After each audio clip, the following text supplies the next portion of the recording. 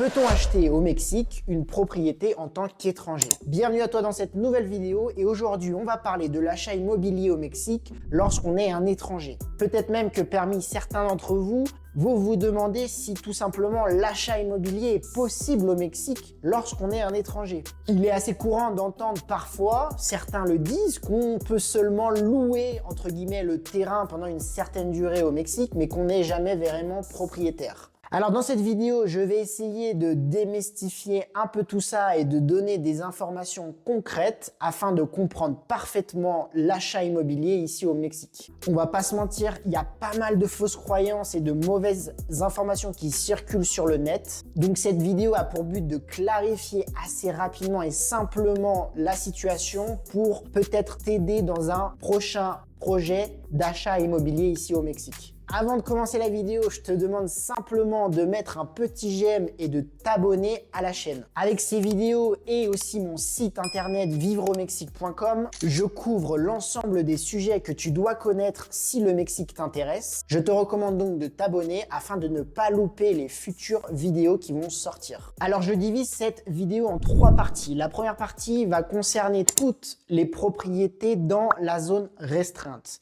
La deuxième partie, on va parler des propriétés hors de la zone restreinte. Et pour finir, on abordera en dernière partie le sujet de l'ejido.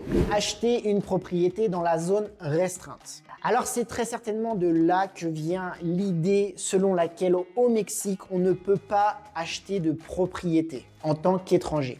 Puisqu'en effet, il existe une zone restreinte aux étrangers. Et donc, lorsque vous entendez peut-être des personnes vous dire qu'au Mexique, il n'est pas possible de devenir propriétaire, c'est certainement parce que ces personnes font référence à la zone restreinte. Puisqu'en effet, l'article 27 de la Constitution mexicaine prévoit un cadre légal spécifique pour les étrangers qui souhaitent acheter dans cette zone. Un étranger ou une entité étrangère ne peut pas directement détenir la propriété d'un terrain dans une frange de 50 km au bord de la côte ou dans une frange de 100 km au bord des frontières. Attention, ça ne veut pas dire que vous ne pouvez pas acquérir de l'immobilier dans ces zones restreintes. Ça veut simplement dire que vous allez devoir passer par d'autres mécanismes. Donc en tant qu'étranger, j'ai 2 manières pour acquérir un bien immobilier dans cette zone restreinte. La première manière, c'est d'utiliser l'outil qui s'appelle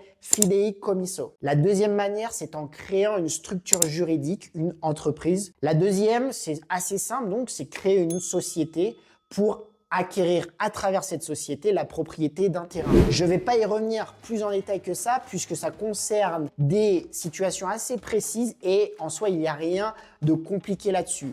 Non, je vais plutôt m'attarder sur le fideicomiso parce que si toi, tu souhaites investir de l'immobilier au Mexique, c'est probablement l'outil que tu vas utiliser. Je vais simplement dans cette vidéo t'expliquer rapidement le mécanisme et comment ça fonctionne. Alors si vous avez déjà des connaissances un peu juridiques dans le monde de l'immobilier, le fideicomiso, ça se rapproche un peu du trust américain. Bon, si ça te parle pas, ne t'inquiète pas, je t'explique maintenant à quoi ça correspond. Donc comment ça marche ici au Mexique? En fait, au Mexique, c'est une banque qui va détenir le titre de propriété. Et vous en êtes le bénéficiaire, vous l'acheteur, à 100%. Alors vous vous demandez peut-être, mais alors la banque, elle a un quelconque pouvoir sur mon bien immobilier? Non, la banque, elle n'a aucun pouvoir, aucun droit sur cette propriété, puisque vous en êtes le bénéficiaire à 100%. Donc ça signifie que sur ce bien, vous exercez les droits que vous souhaitez. Vous pouvez vendre la propriété, louer la propriété, rénover la propriété, que sais-je. Le fideicomiso, qui est un contrat, va être valide 50 ans et ensuite va pouvoir être renouvelé indéfiniment. D'ailleurs, vous pouvez même décider de changer la banque qui détient ce contrat parce que, par exemple, ça va vous coûter moins cher. Car oui, évidemment, ce n'est pas gratuit et il est là d'ailleurs tout l'intérêt de la banque. La banque, elle n'a pas envie de détenir votre propriété. Elle, ce qu'elle veut, c'est simplement vous vendre un service rémunéré. Donc, une fois que vous comprenez ça, vous comprenez bien tout l'intérêt de la banque. J'y reviens d'ailleurs tout de suite après. Avant toute chose, peut-être que vous avez une question qui vous vient en tête, c'est au moment du décès. Et si je décède, qu'est-ce qui se passe? Puisque,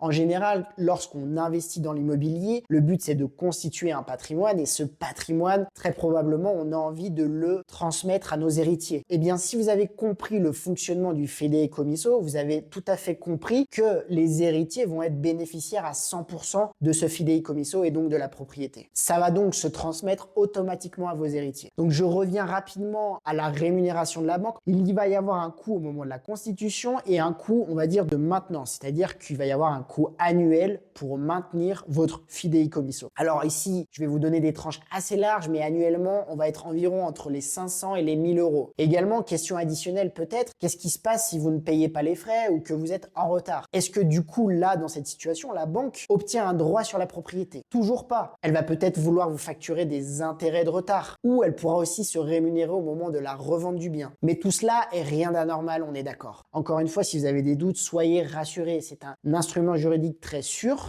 Deuxième partie, celle-ci va être beaucoup plus rapide, c'est la propriété hors de la zone restreinte. Bon bah ici, il n'y a plus aucune limite. Vous êtes vraiment complètement en droit d'acquérir la propriété en nom propre directement. Que ce soit en cash, que ce soit à travers un crédit. Maintenant, il y a même des banques étrangères qui prêtent à des étrangers pour investir au Mexique. Bref, ici, plus aucune limite. Pour finir, le thème de l'ejido. Alors, si vous vous êtes un peu intéressé à l'investissement immobilier au Mexique, vous êtes probablement tombé sur des types de terrains qui s'appellent ejido. En général, c'est une terre communale utilisée à des fins agricoles. D'ailleurs, ce type de bien est prévu par la loi fédérale sur l'agriculture. Très sincèrement, je ne vais pas rentrer en détail sur l'acquisition d'une terre ejido en raison de sa complexité. D'ailleurs, ce qu'il faut comprendre, c'est que c'est pas seulement complexe pour des étrangers, c'est aussi complexe pour les Mexicains eux-mêmes. On va pas se mentir, il y a eu beaucoup de mauvaises aventures de personnes qui racontent qu'elles ont investi dans des terres et elles se sont rendues compte par la suite que c'était une terre ejido et ça pose de graves problèmes par la suite. Alors il est tout à fait possible d'acquérir ces terres. Mon conseil finalement pour conclure là-dessus, c'est que dans ce cas précis, vous devez absolument vous faire accompagner. Et je parle bien d'un avocat spécialisé dans ce type de droit immobilier. Si un terrain qui est sous ce régime-là pouvait vous intéresser, ça peut être le cas